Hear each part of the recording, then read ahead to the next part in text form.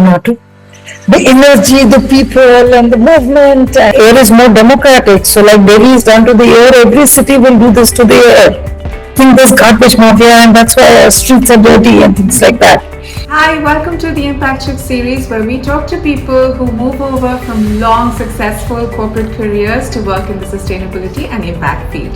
Today we're speaking with Malini Parmar, who's the founder of Stone Soup. After a fascinating career spanning 17 years across 25 countries working for giants like Infosys and Wipro, she made a pivotal switch to move over and create an impactful career in the sustainability sector that not only manages waste but also provides employment. So let's take a look at her exciting journey and see what she has to say. Hi Malini, welcome to Impact Shift series. We're so glad to have you here. Thank you for making the time. Thank you for inviting me.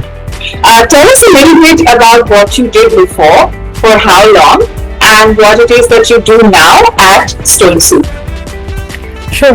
So I did my engineering work for a year, went back and did my MBA from IIM Calcutta, worked in a bank, and then IT was a hot and happening sector. Switched, I worked with HCL, then Infosys, Wipro. I lived in US for 3 years. I loved the corporate sector. Actually, I became an accidental volunteer, then an accidental activist, and then an entrepreneur. And with Stone Soup, I've been there since 2010, so it's around 17 years in the corporate sector. And what is it that you do at Stone Soup, or what is Stone Soup all about? In waste, there are a lot of problems, right? So when you take a big problem, you can't solve the big problem, you have to break it down into smaller pieces. So when I started working in the waste, we just felt, okay, municipalities should just collect it and take it away. Then you realize there is no way. Was there like a trigger point? Was there a moment when you thought, okay, that's it, I can't do this anymore? In 2010, when I started working, it was just a classmate who'd come hosting with me. Since I was a mom with young children and I knew multiple stay-at-home moms, I said, let me get some people together and let's work on this. Ambition was not to solve the problem, but just to take one person, which is me and my household, from the problem side to the solution side. You can't segregate only at home and have impact. So we did it in a building, then we built systems, and then people moved to other buildings, they asked us to help. So we have a very now famous methodology which we say, we can tell you how to do it, but you have to do it. We learned about what is doing to lives of people around landfills, right? The life is reduced by 10 years. We noticed that every time the garbage wasn't being picked up, it was being burnt in the neighborhood, my daughter would promptly fall sick. And that, I think, made me shift over from just being a volunteer to an activist. So would you say that, from the time that you started volunteering in, say, maybe your free time, to the time that you took it up full time, was it like a planned thing or was it just a free fall? So much fun. I was like working with other women and it was just so much fun.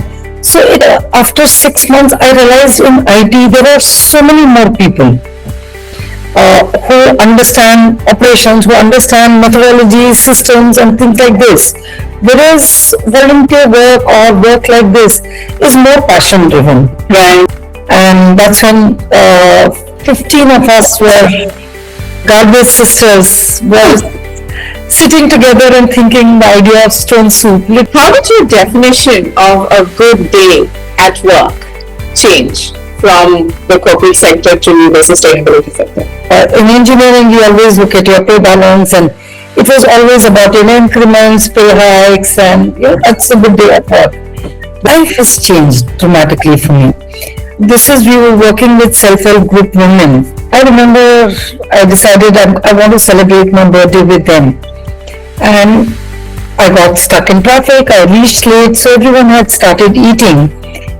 And I was talking to some people who were there, and one lady just got up, she came and she took from her hand and just fed me. I'd lived in Bangalore by this time for almost more than a decade, right? But that's when I felt I put down the roots in the soil there. A good day is also when, I'm on a podcast like this, there are so many people who listen to this. They'll come back and they'll give me a call and say, hey, we heard you on that podcast. Can you come, and I want to drive this in my community. I want our community to go zero waste, be responsible about the waste. So what's something that you have done, since switching careers, which was completely unheard of in the corporate world? Like, Take children to work often.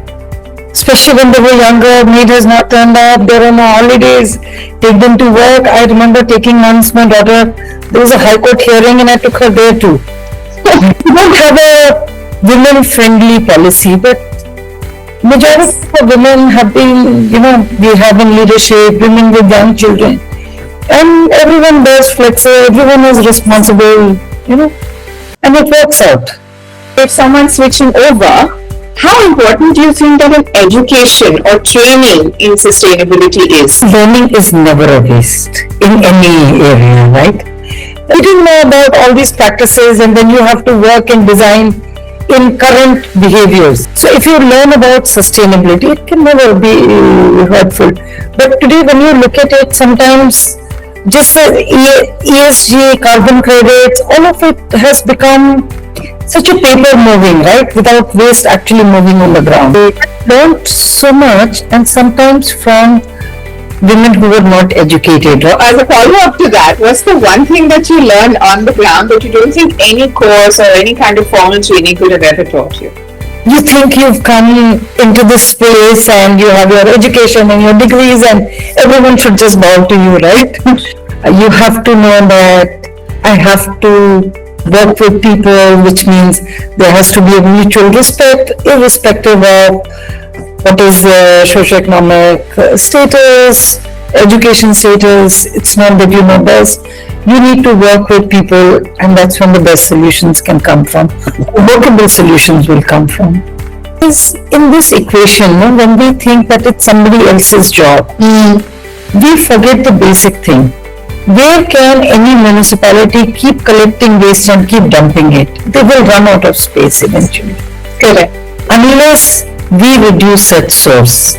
Municipality will take that waste and put it in waste to energy plants, and they're coming up all over India. But what is that doing? It's taking the waste from the landfill and smaller areas and putting it in the air. Thankfully, air is more democratic. So like Delhi is done to the air, every city will do this to the air. So on that note, if you could bring one thing from your corporate life into the sustainability sector, into this world, what would it be? Systems, processes, replicability. This sector has more passion. It needs more rigor, accountability, the kind of things that you see more in corporate sector. Right? That's why we have people like you switching over, right? And of course, we are very hopeful that after watching this series, more and more people will think about contributing to this sector as well. Even if it's not full-time to begin with, it can be part-time, it can be just, a small gig or a volunteering activity, and that's where it all starts. Do you listen to music? Oh yes. Okay. So if your career shift had a playlist, what would the top track be? Natu. The energy, the people and the movement and the sheer joy of being there. And I felt the Garbage Sisterhood, I've stayed so long in it because it's been so much fun. When we do sessions in school, it's not that we're doing heavy lectures, we're just having a lot more fun, right? I think this is the first time that someone's brought up how much fun it is. And I agree with you there, because even ever since we started Green Pistachio, the amount of fun that we've had doing this is incredible. There is so much learning that comes to it, right? I didn't eat according to the seasons or other things.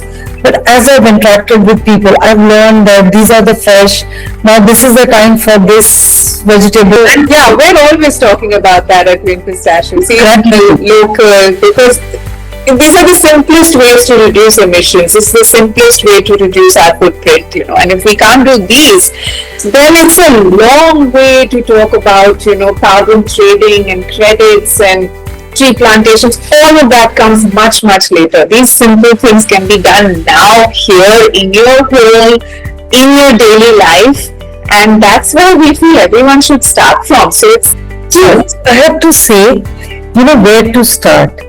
I feel somebody who's watching this podcast and does nothing else and just shares it with 10 friends is contributing.